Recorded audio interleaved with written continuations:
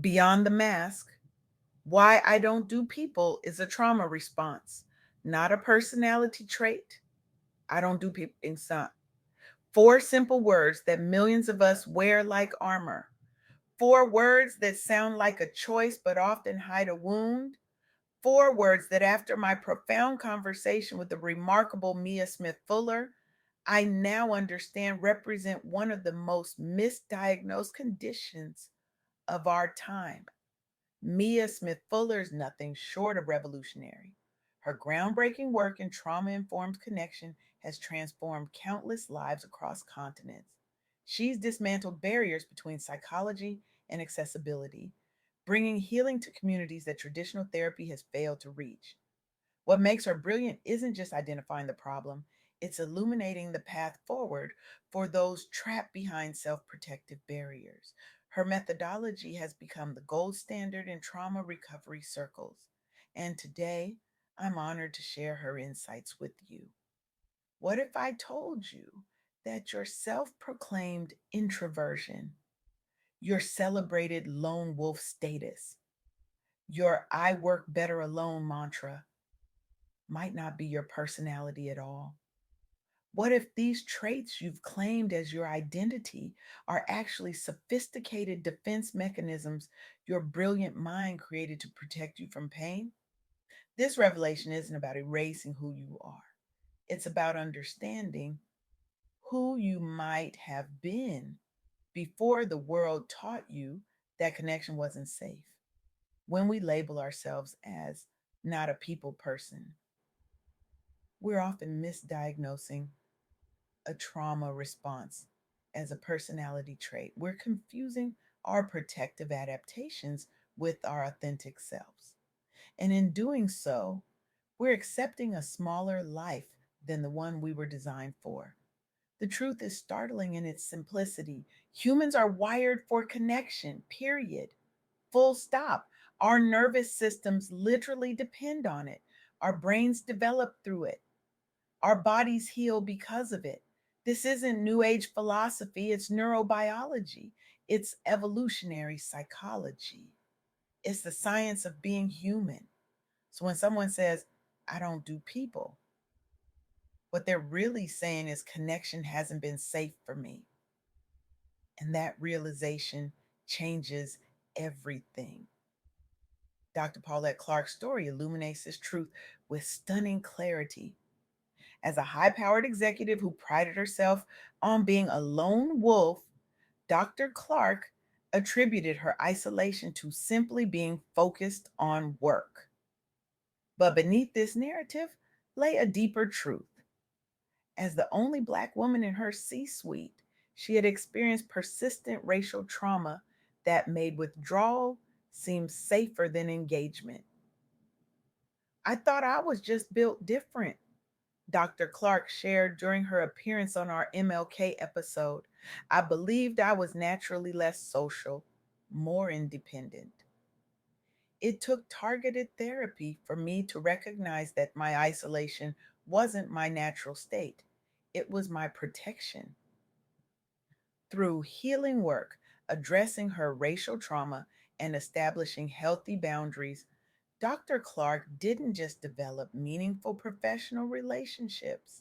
She founded a mentorship circle for Black women executives that has supported over 200 professionals. Her framework for trauma informed leadership has now been implemented in multiple Fortune 500 companies, creating safer spaces for Black professionals to bring their whole selves to work. Dr. Clark's transformation reveals a profound truth. What we often call personality is frequently adaptation. What we label as preference is often protection. This insight is further validated by the Healing Circle Initiative, a groundbreaking research project led by Black women therapists studying isolation patterns among high achieving Black professionals. Their findings were staggering. 78% of participants identified as not being people persons, but further assessment revealed that 83% had experienced significant relationship trauma or racial trauma. Let that sink in. What appeared to be a personality trait was, in the vast majority of cases, a response to harm. The researchers developed an 8-week healing circle methodology, combining traditional therapy with culturally responsive practices centered on African principles of community. The results? Participants showed a 65% increase in meaningful connections and a 47% decrease in self isolation behaviors after completing the program. Over 1,500 Black professionals have now completed this program, with many reporting not just improved relationships, but also career advancement and better health outcomes. Because healing connection heals everything. This isn't just about feeling better. This is about reclaiming parts of ourselves that trauma has stolen. This is about building the supportive networks that have historically been central to Black resilience and success. As Mia so eloquently put it during our interview, when we say, I don't do people, we're often making peace with our wounds rather than healing them. The implications of this understanding are revolutionary. If isolation is frequently a trauma response rather than a personality trait, then connection becomes not just possible, but probable when we heal. We aren't changing who we are, we're returning to who we were before pain intervened. This understanding challenges the very foundation of how we think about human personality. It suggests that many of our most deeply held beliefs about ourselves might be adaptive responses rather than immutable traits. Consider the digital vulnerability movement, a social media campaign started by 3 Black entrepreneurs that challenged the strong Black woman man stereotype by encouraging sharing of personal growth journeys. Initially, resistance was high, with participants fearing professional consequences of showing vulnerability online. But the campaign created structured sharing prompts and community guidelines that allowed for authentic expression while maintaining professional boundaries. The results were transformative. Participants reported a 72% increase in meaningful professional connections and a 58% increase in feeling seen in their workplaces. What began as a small hashtag grew to a movement with over 50,000 participants featured in major business publications. Several major corporations have adopted elements of the campaign's approach in their DEI initiatives, creating space for authentic connection among employees. The founders all described themselves as formerly not people persons until recognizing this stance came from experiences of being misunderstood or tokenized in professional settings. Their journey from isolation to connection mirrors what Mia Smith Fuller describes as removing the mask to reveal the magnificent being beneath.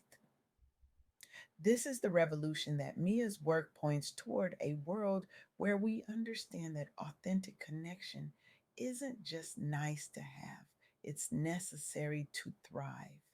If more people embraced the understanding that isolation is often trauma based rather than an inherent personality trait, we'd see a revolution in how we approach both personal and professional relationships.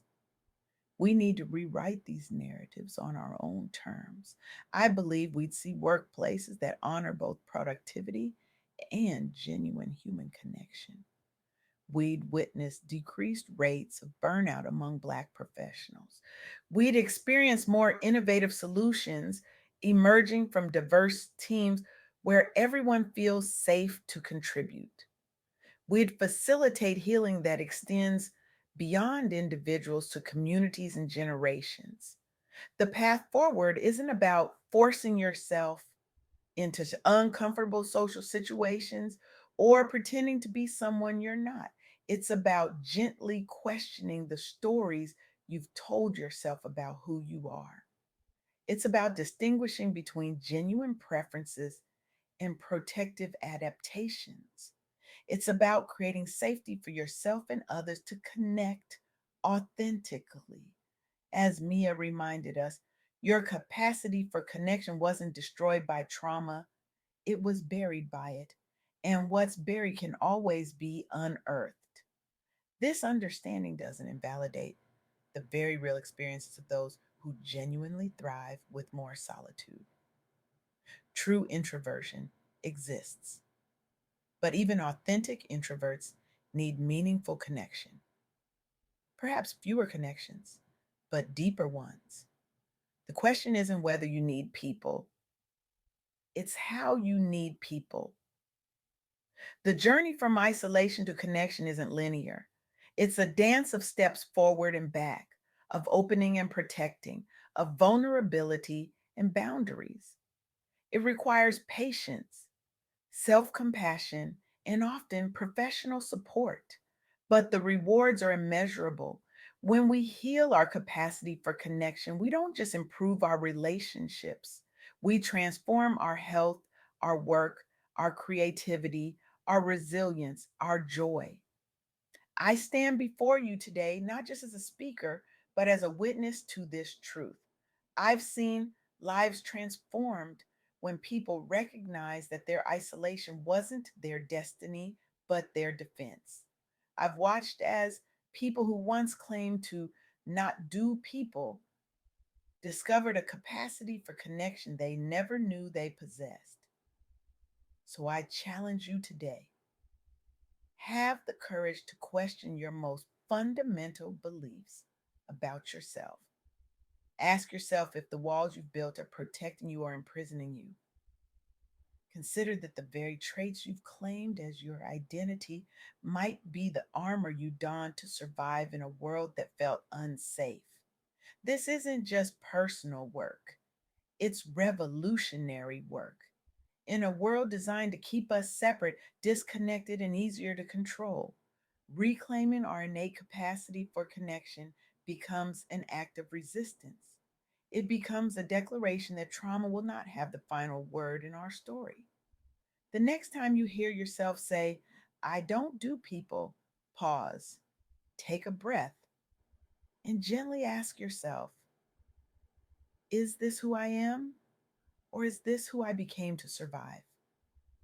Because you weren't born to survive, you were born to thrive, you were born to connect. You were born for this. The world needs you, not just your productivity, not just your achievements, but your authentic presence, your willingness to be seen, your courage to connect, your voice unfiltered by fear. What might become possible in your life if you step beyond the mask? What relationships might flourish? What innovations might emerge? What healing might occur? What joy might await?